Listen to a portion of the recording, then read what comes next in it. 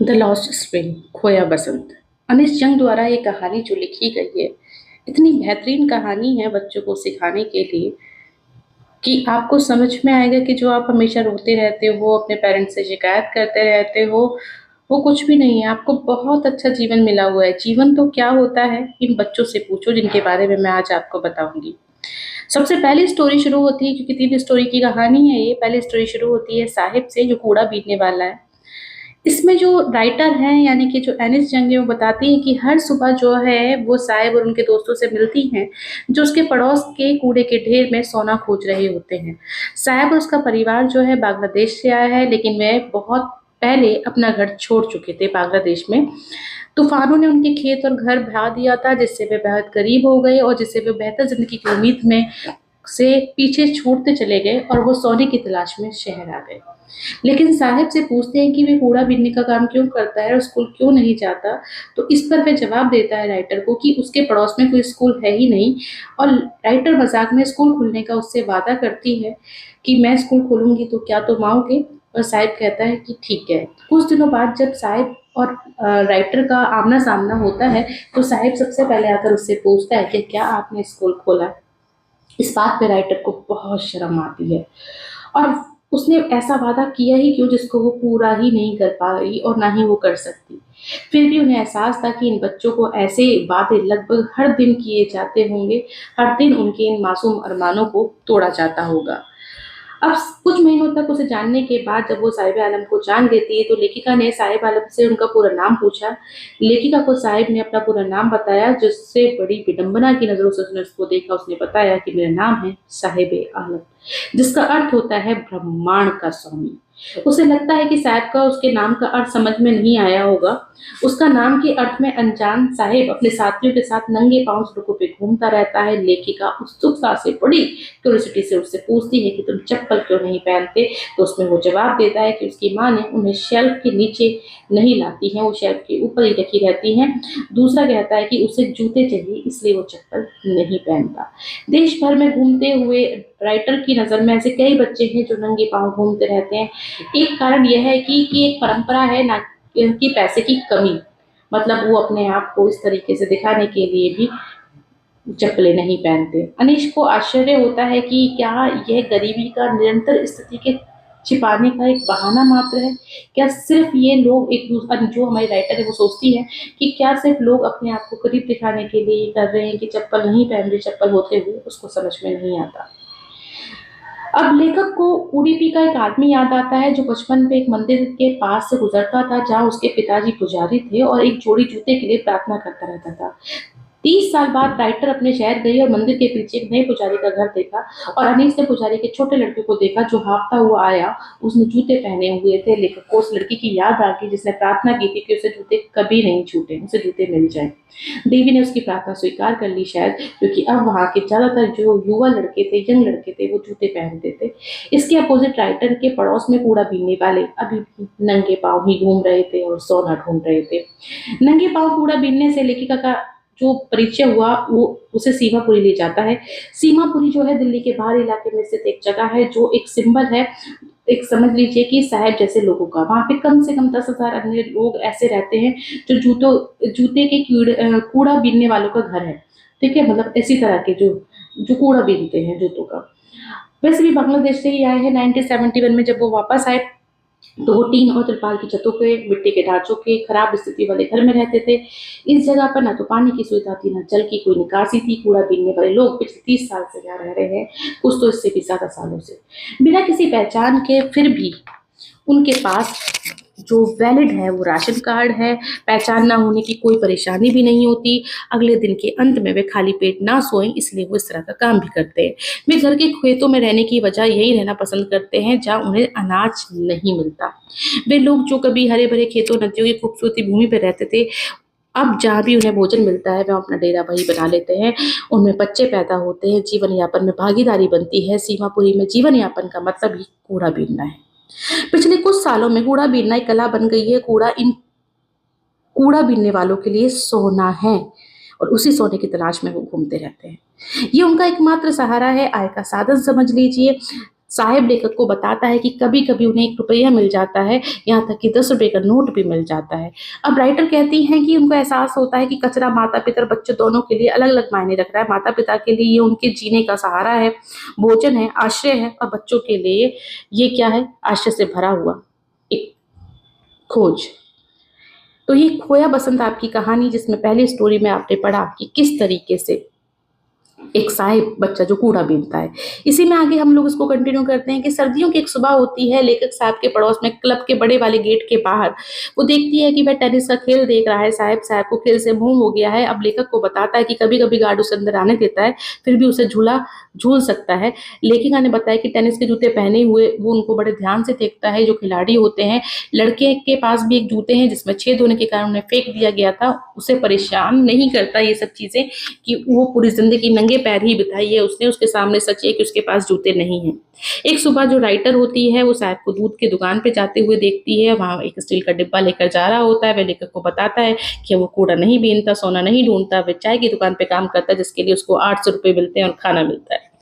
लेखक को लगता है कि साहब खुश नहीं है। उसके चेहरे की बेफिक्री अब खत्म हो गई है। स्टील की कनस्तर प्लास्टिक के थैले से भरी हुई लगती है। थैला तो उनका था लेकिन कनस्तर चाय की दुकान के मालिक का था। साहिब अब अपना मालिक नहीं रहे हैं। साहिब जो है अब किसी दूसरे की दुकान पे काम करते हैं।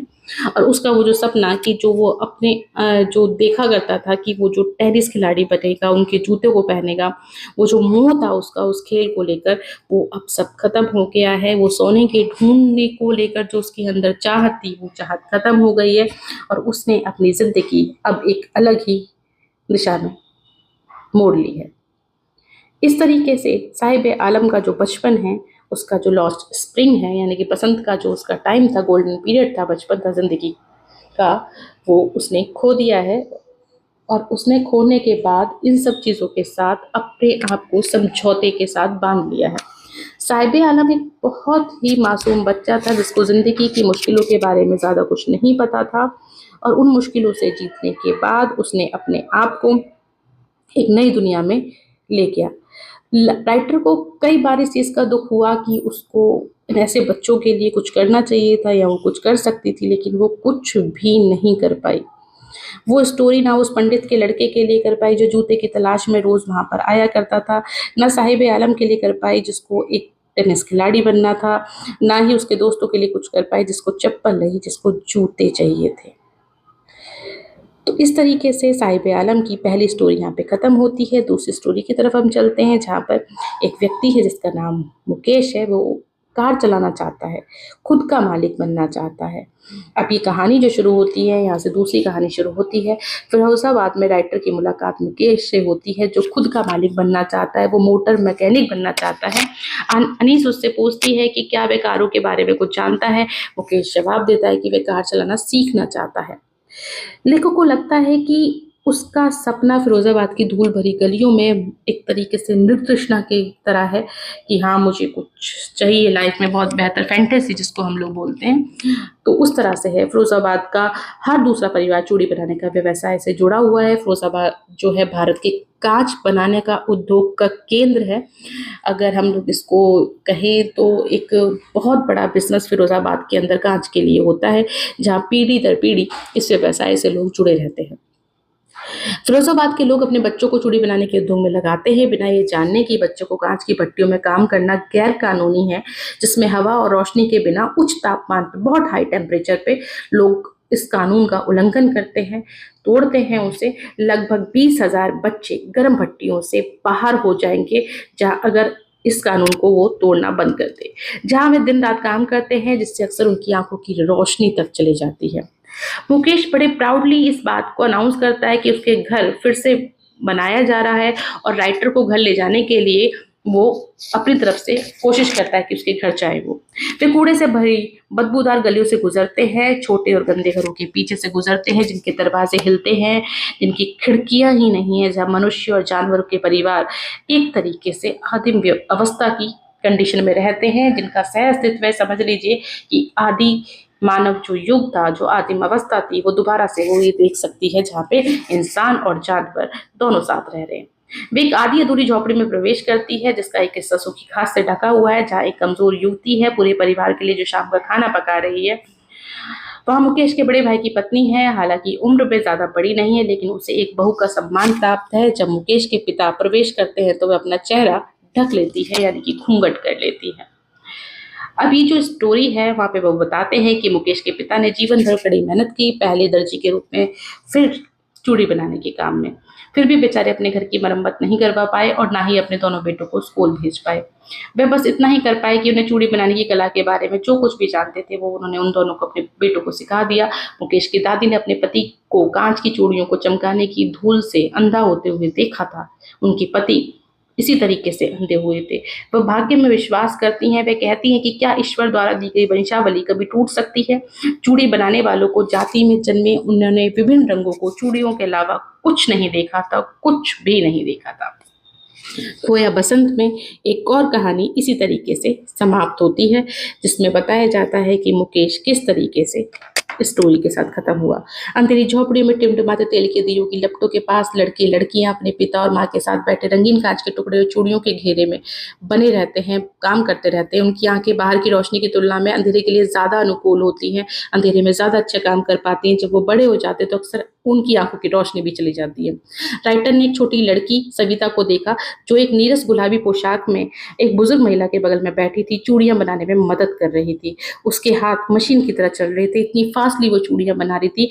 और अनीश को, राइटर को, बहुत ज्यादा जो है आश्चर्य होता है, कि बहुत ज्यादा शौक हो जाती है कि क्या वह भारतीय महिलाओं के लिए चूड़ियों को, पवित्रता को समझती थी। ऐसा माना जाता था कि सुहाग की निशानी चूड़ियां हैं, जहाँ पे वो उसको एक दुखद विडंबना अचानक से देखने सामने है कि जो लोग इस चूड़ियों को बनाते हैं वो अपनी आंखों की रोशनी खो देते हैं, इन चूड़ियों को देख भी नहीं पाते। वह अपने बगल में बैठी बूढ़ी महिला की तरह दुल्हन बन जाएगी। खुशी से भरी आवाज में बूढ़ी महिला राइटर को बताती है कि उसके अपने पूरे जीवन में एक बार भी पूरा खाना नहीं खाया, मतलब इतना काम करने के बाद भी उनको कभी भी खाना नहीं मिला। ये बहुत शॉकिंग बात है कि मुकेश के पिता ने वह हासिल कर लिया था कि कई लोग अपने जीवन काल में हासिल करने में असफल रहे हैं। उनके सिर पे छत थी, फिरोजाबाद के हर घर में पैसा ना होने की चीख सुनाई जा रही थी। इतने सालों में कुछ भी नहीं बदला था, सालों की कठिनाई, उम्मीदें, सबको लोगों ने मार दिया था। लेखिका जो है एक सहकारी समिति में काम करती है, वो एक भयावह सच्चाई उसको पता चलती है, जिसके साथ उसको लगता है कि सब गैर कानूनी चीजें हो रही हैं, लेकिन राइटर चाह कर भी कुछ नहीं कर पाती। राइटर जो है फिरोजाबाद में दो अलग अलग दुनिया मिलती है, जिसमें एक शोषित परिवार गरीब और अपनी जाति के कलंक के भंवर में फंसा हुआ है, और दूसरी ओर एक और ऐसा परिवार है जो लोगों के दुष्चक्र में अपने आप को शोषण करवा रहा है, जिसमें राजनेता, कानून निर्माता या बहुत सारे लोग जो है उसको इस बोझ में और दबा रहे हैं। उनको एक आशा की किरण की जरूरत है। लेखिका को खुशी होती है कि जब वे पाती है कि मुकेश अलग तरह से सोचता है। वो चाहता है कि वो अपने बचपन को जिए, वो चाहता है कि वो अपने सपने को पूरा करे। उसकी आंखों में एक सपना है मोटर मैकेनिक बनने का। वो मुकेश से पूछती है कि क्या वह विमान उड़ाने का सपना देखता है, क्या वो पायलट बनना चाहता है, और मुकेश इसमें बड़ा नेगेटिव सा जवाब देता है कि उसका सपना ही है सिर्फ एक, कि वो कारों को ही विमान की तरह उड़ाए, वो कारों को चलाए। इस तरीके से एक तीन बचपन की कहानियां यहाँ राइटर बताती है, जिसमें बच्चे अपना बचपन खो देते हैं, स्प्रिंग खो देते हैं।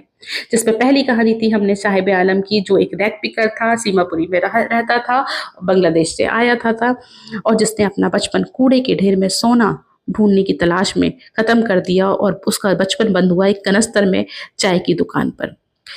और वो जवानी के जो उसके समय है वो उस कनस्तर में बंद हो गए, बचपन कूड़े में और जवानी कनस्तर में, अब उन काले हाथों में बंद हो गई।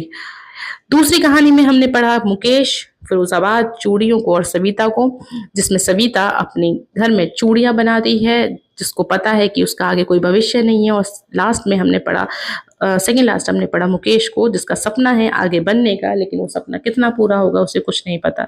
तो आज की कहानी इतनी ही, कैसी लगी बताइएगा जरूर।